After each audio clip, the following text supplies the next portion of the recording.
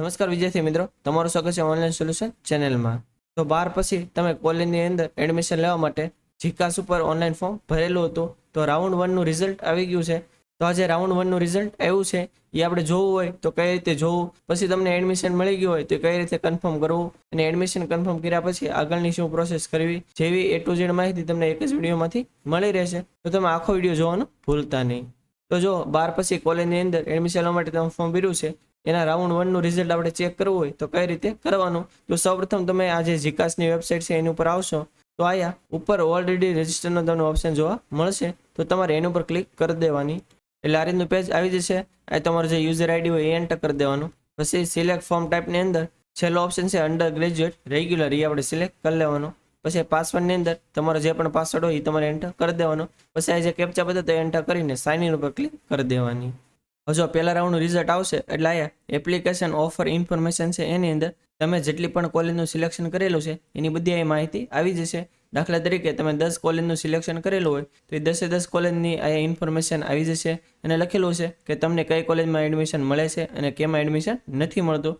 દાખલા તરીકે તમે 10 કોલેજનું ચોઇસ ફિલિંગ કરેલું હોય, એ 10 માંથી તમને 5 ની અંદર એડમિશન મળતું હોય તો એ 5 એના નામ આવી જશે કે તમને આ 5 કોલેજમાં અને આ કોર્સની અંદર એડમિશન મળે છે, એની માહિતી અહીંયા લખેલી આવી જશે। પછી જેટલી પણ કોલેજની અંદર આપણને એડમિશન મળતું હોય એમાંથી આપણે જે પણ એક કોલેજની અંદર એડમિશન લેવું હોય એની અંદર આપણે એડમિશન કન્ફર્મ કરવાનું થશે। તો એની સામે કન્ફર્મનો ઓપ્શન હશે, તમે એની ઉપર ક્લિક કરશો એટલે ઓટીપી આવશે, એ તમે ઓટીપી એન્ટર કરી દેશો એટલે કોલેજમાં અને એ કોર્સની અંદર તમારું એડમિશન કન્ફર્મ થઈ જશે। અને જેવું એડમિશન કન્ફર્મ થઈ જશે અને નીચે આયા લખેલું આવી જશે કે તમારું આ કોલેજની અંદર ને આ કોર્સની અંદર એડમિશન કન્ફર્મ થઈ ગયું છે, અને એક ઓફર લેટર ડાઉનલોડ થશે, એ નીચે એડમિશન એલોટમેન્ટ ઇન્ફોર્મેશન છે એની અંદર આવી જશે। એ જે ઓફર લેટર હોય એ તમારે ડાઉનલોડ કરી લેવાનું। પછી જે ઓફર લેટર તમે ડાઉનલોડ કરો એને એક તમારે પ્રિન્ટ કઢાઈ લેવાની। પછી ઓફર લેટર જેટલા પણ ઓરિજિનલ ડોક્યુમેન્ટ હોય એ અને જે ઓરિજિનલ ડોક્યુમેન્ટ હોય એને એક ઝેરોક્સનો સેટ લઈને તમે જે પણ કોલેજનો ઓફર લેટર ડાઉનલોડ કર્યો હોય એ કોલેજની અંદર જઈને તમારે રિપોર્ટિંગ કરવાનું થશે, એટલે કે તમારું એડમિશન છે એ તમારે કન્ફર્મ કરાવવાનું થશે। એટલે તમને જે પણ કોલેજમાં એડમિશન મળ્યું હોય ત્યાં તમે જશો અને આ બધા ડોક્યુમેન્ટ તમે આપશો, પછી એ જે કોલેજની ફી થતી હશે એ તમારે ભરી દેવાની, એટલે પછી તમારું એડમિશન છે એ કોલેજની અંદર કન્ફર્મ થઈ જશે। પરંતુ ઘણા વિદ્યાર્થીઓએ ચોઇસ ફિલિંગ કરી હોય એ પૈકી એક પણ કોલેજની અંદર એને એડમિશન ન મળતું હોય તો એને કંઈ મૂંઝાવાની જરૂર નથી, કેમ કે પહેલો રાઉન્ડ પૂરો થાય પછી એને અંતે જેટલી પણ સીટ ખાલી રહેશે તો આગળ જે બીજો રાઉન્ડ આવશે એની અંદર તમને એડમિશન મળવાપાત્ર થશે। પછી ઇનકેસ બીજામાં ન મળે તો ત્રીજો આવશે, એવી રીતે 4 રાઉન્ડ સુધી આવશે।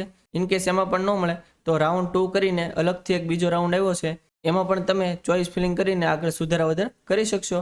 એના વિશે પણ આપણે અલગથી વિડીયો બનાવેલો છે, એની લિંક વિડીયોના ડિસ્ક્રિપ્શનમાં મળી રહેશે, એ તમે કોઈ જોઈ લેશો એટલે રાઉન્ડ 2 ને લગતી બધી માહિતી મળી રહેશે।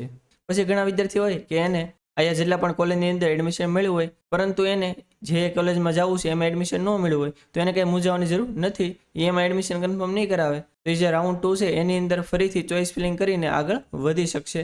આ ઉપરાંત ઘણા વિદ્યાર્થીઓ હોય કે એનું ફોર્મ રિજેક્ટ થયું હોય તો એને પણ મૂંઝાવાની જરૂર નથી, જે રાઉન્ડ 2 છે એની અંદર તમે સુધારો વધારો કરીને આગળ વધી શકશો।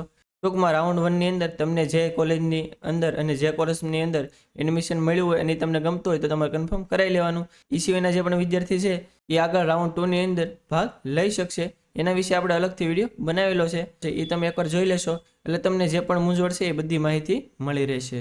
તો આ તો સંપૂર્ણ માહિતી કે 12 પછી કોલેજની અંદર એડમિશન લેવા માટે રાઉન્ડ 1 નું જે રિઝલ્ટ આવ્યું છે કઈ રીતે જોવું, અને રાઉન્ડ 1 ની અંદર આપણને એડમિશન ન મળ્યું તો આગળ કઈ રીતની પ્રોસેસ આવશે એ બધા વિશે આપણે માહિતી મેળવી। હજી જો તમને કંઈ ખ્યાલ ન હોય તો તમે કોમેન્ટ બોક્સમાં જણાવી શકો છો, આપણે 100% આન્સર આપીશું। અને આ વિડીયો જો તમને સારો લાગ્યો તો વિડીયોને લાઈક કરી દેજો અને મેક્સિમમ લોકો સુધી શેર કરજો, જેથી બધા લોકોને આની વિશે માહિતી મળી રહે। અને જો તમે આપણી ચેનલમાં ન હો, આપણી ચેનલ હજી સુધી સબસ્ક્રાઇબ ન કરી હોય તો ચેનલને સબસ્ક્રાઇબ કરવાનું ભૂલતા નહીં, જેથી આવી જ માહિતી તમને સમયસર મળી રહે। અને આપણે ટેલિગ્રામ અને વોટ્સએપમાં પણ ચેનલ છે, એની અંદર જો તમે જોડેલા ન હો તો નીચે ડિસ્ક્રિપ્શનમાં લિંક આપેલી છે, એની ઉપર ક્લિક કરીને તમે એમાં જોડાઈ શકો છો, જેથી આવી જ માહિતી તમને સમયસર મળી રહે। તો આજ માટે બસ એટલું જ, મળશું આપણે નેક્સ્ટ વિડીયોમાં, ત્યાં સુધી બધાને જય હિન્દ।